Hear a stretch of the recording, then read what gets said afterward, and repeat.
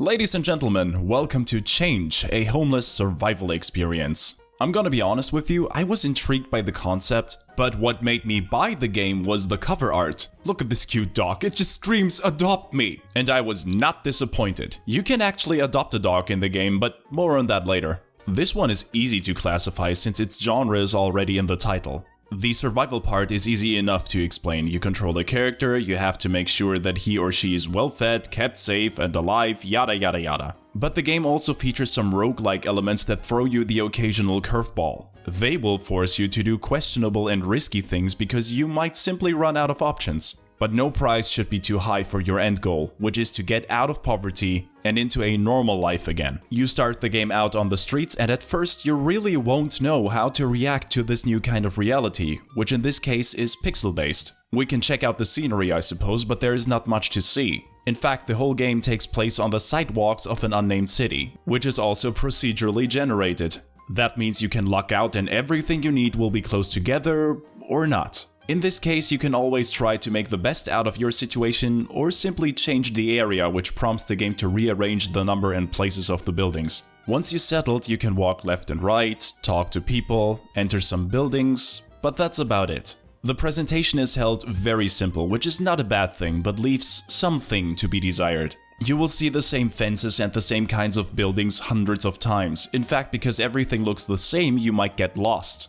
In a game where you can only walk left and right. The way I got around in the game is to pick one specific building as my anchor and then count houses. For example, I found a homeless shelter I visited every night to sleep. Then I would walk 3 houses to the right in order to find my laundrette. At least interactable objects light up whenever you hover over them, and if they don't, the mouse cursor changes its shape, so you clearly know what you can do with the objects in question. On the other hand, you can see that there was way more work put into your characters and the people that walk the streets. I was pleasantly surprised by the fluent pixel animations. Plus, the scenery. The city gets brighter or darker depending on the time of day, with the dawns and dusk being quite dark and the midday being bathed in sunlight. Also, the neon lights start up when it's sleepy time, so that's a nice touch. The game also features a weather system. Some days are sunny, some are rainy, and even winter visits from time to time. Every day can be different, and the weather even has some impact on the stats of your hobro, but more on that later. Since this is a procedurally generated game, it doesn't have a story. Just like the title explains, the game conveys experiences, but not a story. Your gaming experience is roughly split into 2 parts, which are differentiated by day and night. During the day, you run around being a beggar, and at 9 o'clock the day ends and a randomly picked night event will trigger. This plays out in text only, and it describes your character's experiences and feelings before he falls to sleep. Or tries to. Sometimes you have to make a decision during these events, like defending another homeless from some punks. Of course, your decisions come with consequences. Sometimes you might get something good in return, sometimes you only get a beating out of it. The life of a homeless person is hard, and reading how somebody gets shipped out of a shelter in a body bag can have an impact on you. By the way, the stories and experiences you read during these events are all real. The development team got out of their way to talk to homeless people and capture exactly how difficult life on the streets can be. This is to some degree even reflected in the gameplay. You need to find a steady job and you need to save up £200 so you can rent a room. If you can achieve this, then you are officially off the streets. You can go to a job interview, but most likely you won't get anything since you need a certain education level to even be considered a simple waiter or janitor. So you go to find a library and study there, which you can do exactly once a day. Unless you can register for a library card, which requires you to have a place of residency with a permanent address. Which I can't afford because I don't have a regular income. Do you see where I'm going with this?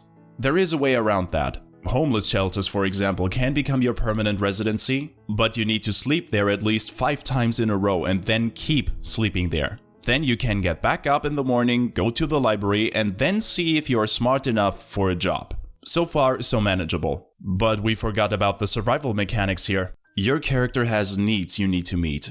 First and foremost, hunger. But you don't have any money, so what do? The first thing that comes to mind is ask people for money. As expected, most people just walk by without giving you a second thought. And those who don't are far and few in between. Depending on how generous the public feels today, several in-game hours can go by before you scrounged enough to buy a single sandwich. If you are really unlucky, you might even have to go dumpster diving for the leftovers people threw away. And you will find something, but you don't know if the pizza crusts you find won't make you sick. Also, going through other people's trash will decrease your hygiene level, which has a direct impact on how people will treat you. Nobody wants to give a stinky bag or anything. So you better find a laundrette to wash you and your clothes. Oh, that costs money again, right? I guess the public toilet has to suffice? Other activities you can undertake to improve the state treasury are picking up trash and bringing it to a recycling bin. 7 cents a piece doesn't sound much, but it adds up.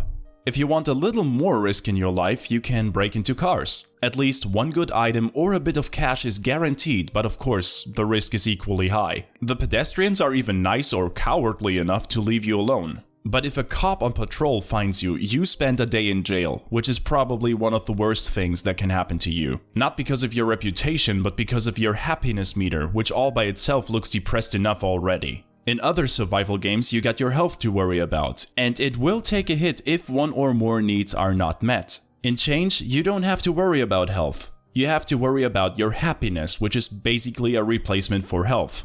For example, running around on an empty stomach will drain your happiness, as well as standing in the cold or not being able to freshen yourself up. But random events can also have an impact on your well-being, positive as well as negative. Begging people for money might even give you some happiness if the tip is big enough. On the other hand, your health being might take a big hit if somebody won't give you any money and insults you on top of that. Also, don't let the police see you beg. They hate that, and in return, you will hate them. And I don't know if this is intended or not, but if your happiness falls to 0, your bum chum will just refuse to do anything.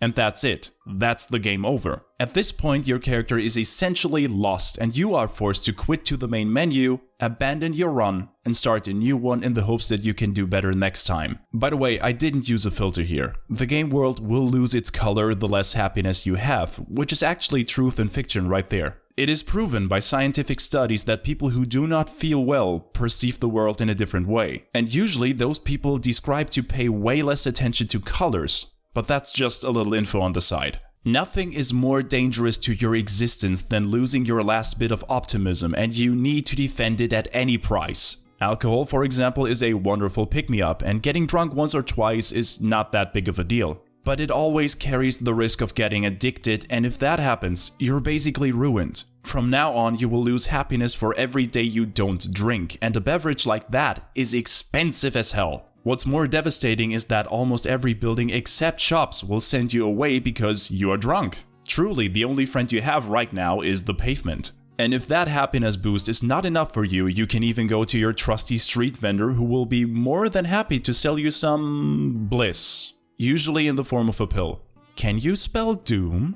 The horrible truth is, I checked, that bastard is never far away from you. He is always there, lurking, ready to prey on you once you lose your composure. And that can happen pretty fast, even if you make steady progress. Let's say you found a shelter, you studied a lot, you even got a job. Good for you. It's hard work, but at least you can buy stuff now and don't need to beg anymore. And you can save up some money to finally get an apartment. So a day goes by, you go home to your shelter, and it turns out somebody caught wind of your situation and now you're getting mugged.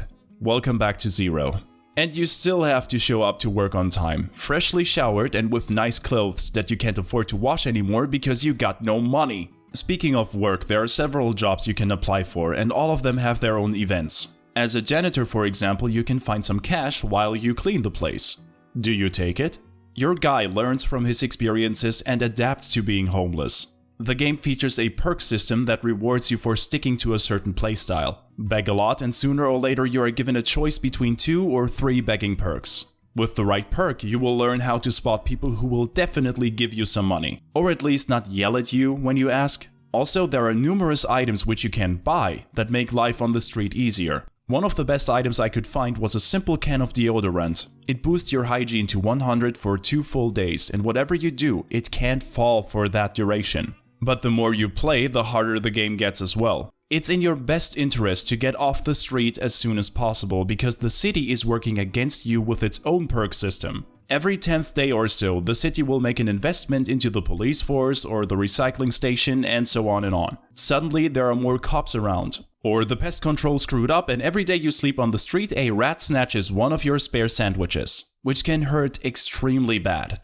It is possible to win, but in order to do that, you have to work with the things you have against the city, and you do have to rely on the kindness of strangers, which sucks if we're being completely honest. I found out that my most valuable resource isn't money, but time. You have only so many hours in every day to do stuff. Priorities and a routine have to be set if you want to win, and you just need a little bit of luck so no disaster happens during that time. And I'm happy to report that your effort is not for naught. If you manage to lead your character out of his trist existence, then you get rewarded with new items and new characters, which all have their unique perks and melodies. In hindsight, the first playthrough was rather simple since I didn't have many options. The essential items and buildings were all there, but now I have a bar, a pharmacy, soap, and I think even some new food items. The game rewards you for your mastery with more complexity, which is actually a wonderful incentive to play more. For the hardcore people among us, there is even a realism mode, which makes the game,